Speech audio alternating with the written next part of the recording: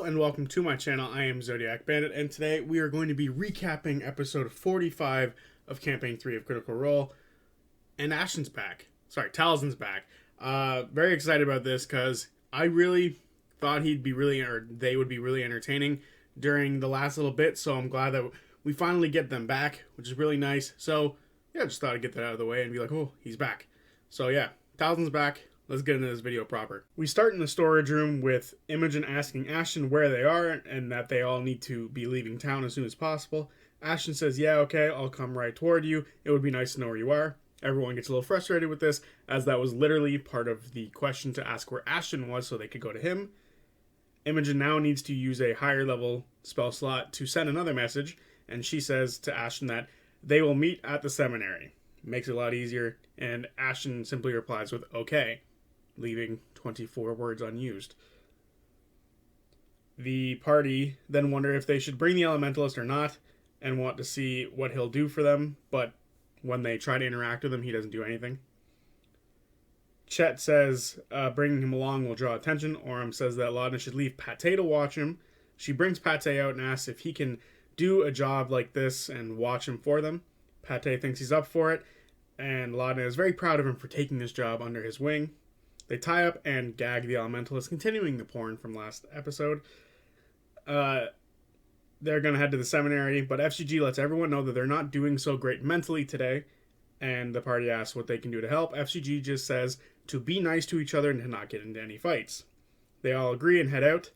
Chetney and Orem look around before everyone starts to really get moving to see if there's anything weird happening around them. Chetney doesn't see anything, a little distracted, and Orem sees that there isn't really anyone looking at them or aren't, weirded out by any of them. No attention is being drawn to them.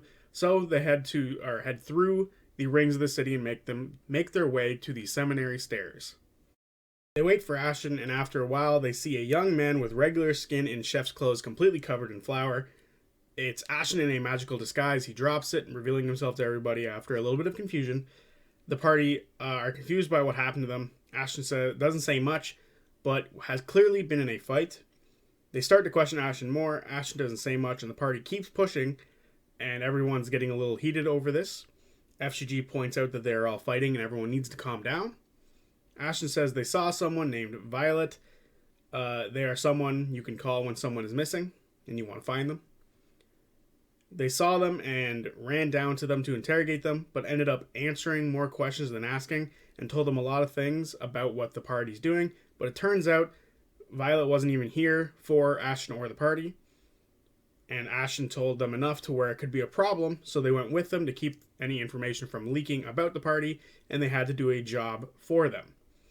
The job involved kidnapping a mobster, and somehow the guards got involved. Violet was here to get info on the Vaneful Brood, which is a gang, a mob gang. Ashton went through a kitchen in a building that they were trying to kidnap somebody in. They tried to take a Kenku, but the next thing that Ashton knew, they were out cold and then woke up to being interrogated. The mob got the Kenku back, but then guards broke in and sort of started messing about the place. Ashton got out. The mob and the Kenku got arrested, and Ashton gave a statement and was told that the guards now owed him. But he looked like a human at the time, so this is basically worthless. And then we learned that Violet did some work for Hexam back in the day, which is how they knew them. They change focus to FCG, and they're here at the seminary to look for Professor Vitro Hisham. The party don't know if they can even go into the seminary after what they did with Carol. They tell Ashton everything that happened. Ashton is jealous that everyone went to the fire plane without them. The party are going to try to blend in. They talk about splitting up the party and if that's a good idea. They choose to split up. Imogen, FCG, Fern, and Laudna are going to go into the school and look for Vitro, and the boys are going to stay outside and wait. Before they split, someone asks if they've told Ashton about the Ruby Vanguard, to which Ashton responds that they have heard the name before. Both the guards and the mob mentioned them. They seem to be pissing everybody off. After this, they split the group up, one going inside to find the professor, and they're able to just barely sneak past Carol without any true issues. As the inside group makes their way through the halls, they pass through two more professors, one being a dwarf who asks them what they're doing. FCG is able to convince them that they are all students going to a special class being held in this wing. With that, they're able to find the door to Vitro's room, which is made of metal. They knock on the door and a voice comes from the inside asking what they want. FCG says they need to talk. They hear a bunch of locks being unlocked from the inside of the door.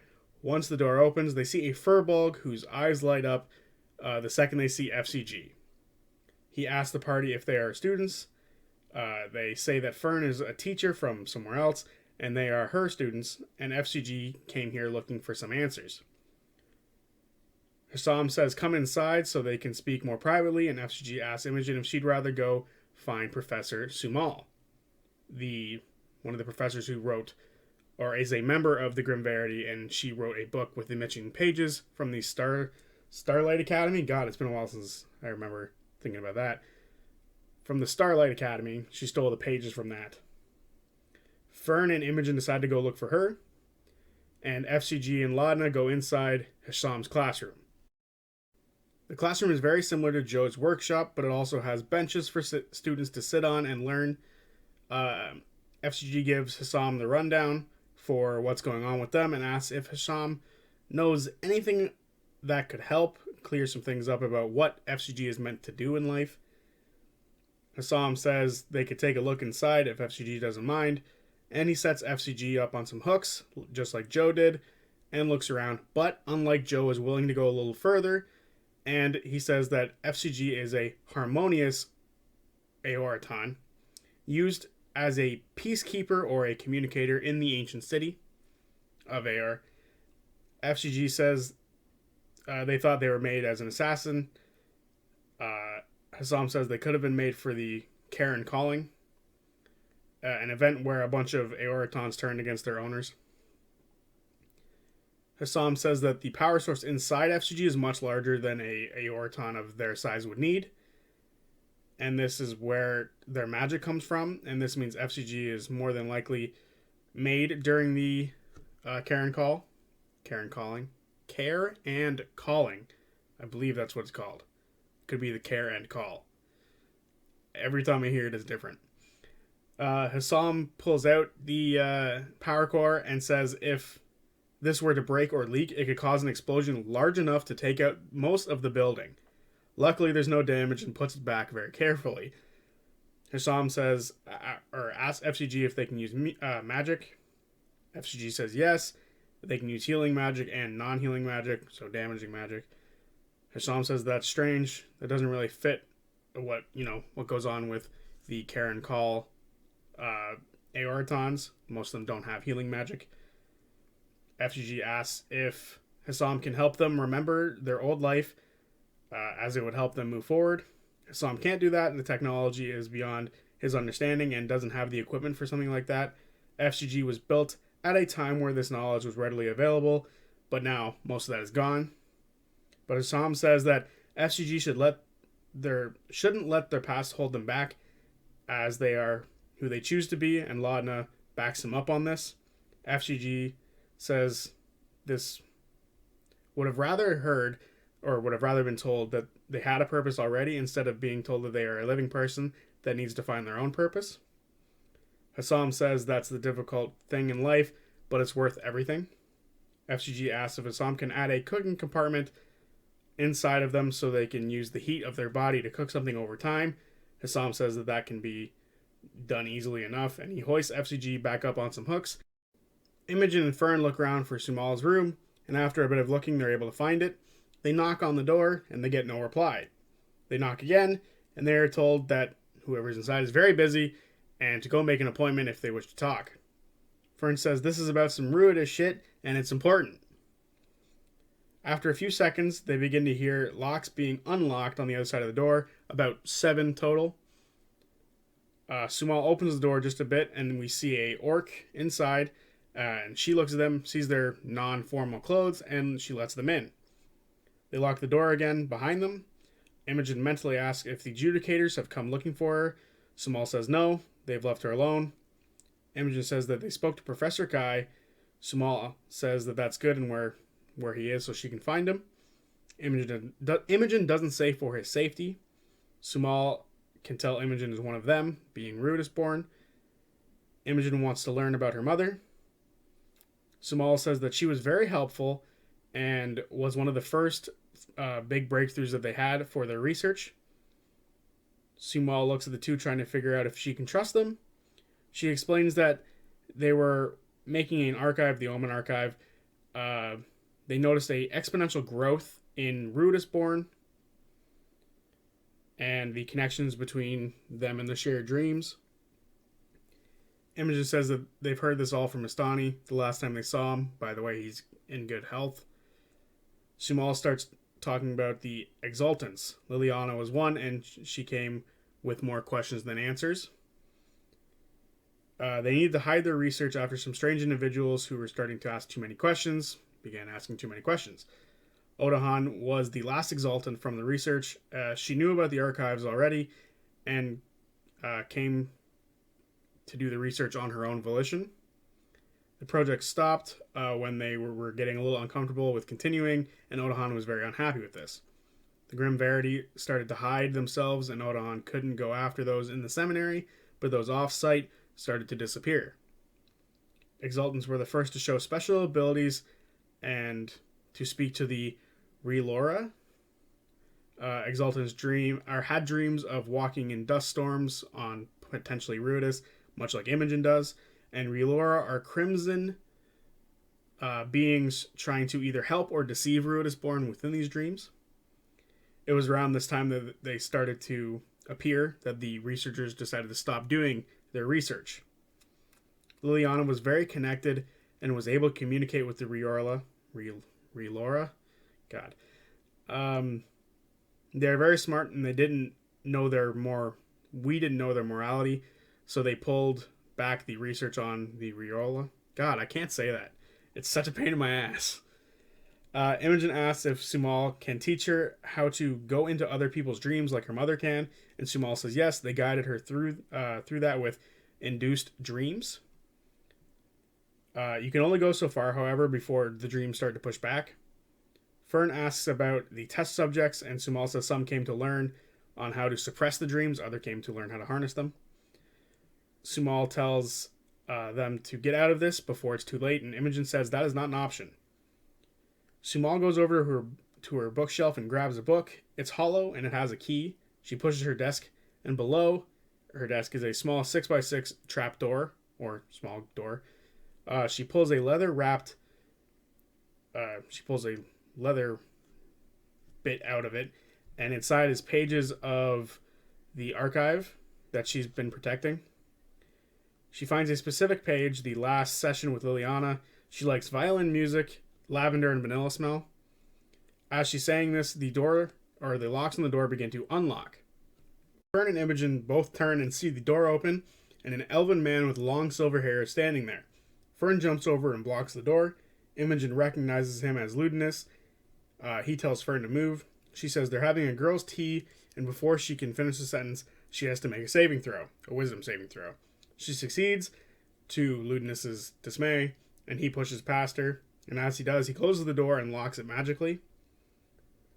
Ludinus knows Sumal's work, and forces Imogen and Fern to both take a seat as he summons chairs, and their knees hit the back of it.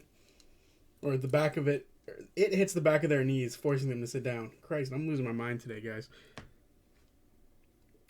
Ludinus says that not all the files were sent to him. Sumal says they all should have been.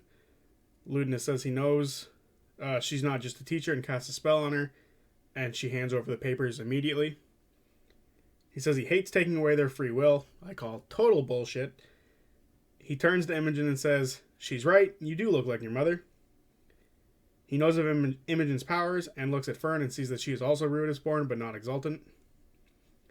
He introduces himself formally to both of them. Imogen and Fern have both heard of him and have heard good things mostly, and mostly about the hair. Fern asks where he's from, and he says Wildmount. Shocking. He asks what they needed from the professor. Imogen says that she was looking for her mother. Ludinus says she can ask him about her. He's worked with her for some time now. Imogen asks how they can help Ludinus and what he's doing. Ludinus says, do you feel the pull northward? Imogen does, and to follow their instincts, but he knows that they've fought Odahan before and doesn't believe they mean to actually help him. If they truly want to help him, stop resisting. Imogen asks if Ludinus is a Ruidus born. He says he has a connection, and that's about all he says. Ludinus says Imogen's mother would love to see her, and that she talks about her all the time. Ludinus asks if they know what he's doing. Imogen says they know bits and pieces. Imogen asks if the power of all of this will go away if they succeed in what they're trying to do. Ludinus says some of it will. Ludinus says that this power is gained by transactions unearned except through worshipping gods. He says they don't need gods, the gods need them. Fern asks about the papers, but Ludinus says he doesn't want to ruin the surprise. Fern doesn't like surprises, so maybe just tell her. He says he watched the world burn at the gods' request to stunt mortal minds. If there is even an ounce of faith in you, in the gods in you, there's no room for you in their ranks. Imogen asks how old he is, and he says, old enough, and leaves. Imogen and Fern check on Sumal. She isn't reacting to them, and now they're worried about what to do next. They choose to call her in and she'll know what to do with her. Outside, the boys are listening to Ashton give more details about what they were doing before they all met up again. But Orem sees Ludinus leaving. They hide from him, and he eventually meets up with two red-hooded figures, probably in the Ruby Vanguard, and they vanish. Chetney, Orem, and Ashton are worried about the others, and they try to go inside to check in on everybody. They don't get past Carol, and they have to intimidate her, and Orem says, he attempts to intimidate her by saying he's like, I paid you 5 platinum, and, we know a few secrets. And then Ashton brings out a silver-handled wooden spoon that's got a little bit of blood on it and threatens her with it, and this makes her leave and forget about them for now. Right after, as they start making their way through the halls, they run into FCG and Laudna, who never heard from Imogen or Fern. They choose to run to Sumal's room. Fern says that she'll go get the others, and as she steps outside, she runs into literally everybody else. They all look at Sumal, and none of them can do anything to fix her. Laudna asks if Imogen was hurt. She wasn't. So then they call out to Rin. We're in Sumal's office. We need a fast exit. Sumal's been hurt. Rin answers, well, shit, I was hoping he was elsewhere. On my way. The party look for hidden things within the room, but not before long. Rin arrives. God damn. Rin arrives. She sees Sumal, and she sees that she needs a divine healer. FCG might be able to help, but not today because of the spells that they have. But luckily Rin knows somebody. Laudna checks on Pate and sees that Pate is just poking the eyeballs of the elementalist, and with every poke he says ow, and then she summons him back to her. The party tell Rin that Ludinus has the papers, and now this puts them on an even more stringent timeline. The party wants to go to the Fey Realm, so Fern's grandmother can help, maybe with some time magic. Rin asks for specifics, and Fern says that the Harrow call Fens, specifically the Ligament Manor. Goddamn. Rin says that the magic isn't perfect, and she takes out a rod that looks like a twisted root and carves a circle in the air. This opens a portal. Rin walks behind everybody and says, well, get in, and pushes everyone through it. The party find themselves in a bog with tons of twisted trees around them and moss on the ground with a pinkish-purple sky above them. Everyone looks to Fern for directions, and they see her form has changed a bit. She is now taller, her eyes are much bigger, her arms are longer, and everything overall is much sharper in appearance, which to me is fucking badass and puts an awesome image in my head. She says she knows the way, and Laudna doesn't necessarily believe her. Fern doesn't do a great job in convincing Laudna, but realistically they don't have any other options. Fern leads the way to Grandma's house. As they're walking, a bunch of flowers seem to watch them as they go by. They retract as they also go by and sort of hide themselves when the party gets too close. Ludinus is curious about them, and Fern takes her up to some of them, and she pets one, and then Fern passes one onto Ludinus' hand, and Ludinus gets excited and begins to sing a little bit, as she tends to do in her speak, which I didn't notice until this episode. This makes the flower shake a little bit. Ludinus begins to tickle it, but it retracts again, but more of them emerge and look at her. They start to leave, and they see more and more flowers are now no longer trying to hide from them, and some are seemingly growing out of nowhere to look at them. Ludinus runs through like an MMA fighter running to the cage, high-fiving a bunch of people, and she hits a bunch of these flowers on the way by, causing most of them to recoil. The party start to hear the sound of moving branches, and they see a bunch of them begin to close around them, forming a cage. Hey, weird coincidence. Forming a cage, and a ton of flowers appear. Orem begins to sing out of fear, as that's what he saw was like affecting them earlier. They could slip through the bars if they tried, but as they move to the exit of the cage, it starts to close in on them. The flowers look at Ludinus. Fern tries to talk to them, but it doesn't do anything. Fern says this is weird. Normally not like this near Grandma's house. FCG blames himself for this, as that is their thing to do. Maybe it's because Ludinus smashed a bunch of the flowers as they ran by, to which Ludinus says, I didn't smash them, I just touched them. Fern leans to them again and says, tell Nana she's here, and makes some of them recoil a little bit, and some look to Ludinus, cluing everyone into the fact that the flowers want more singing. Fern pulls out her pan flute. Ludinus and Imogen start singing, and this allows everyone to get out of the cage.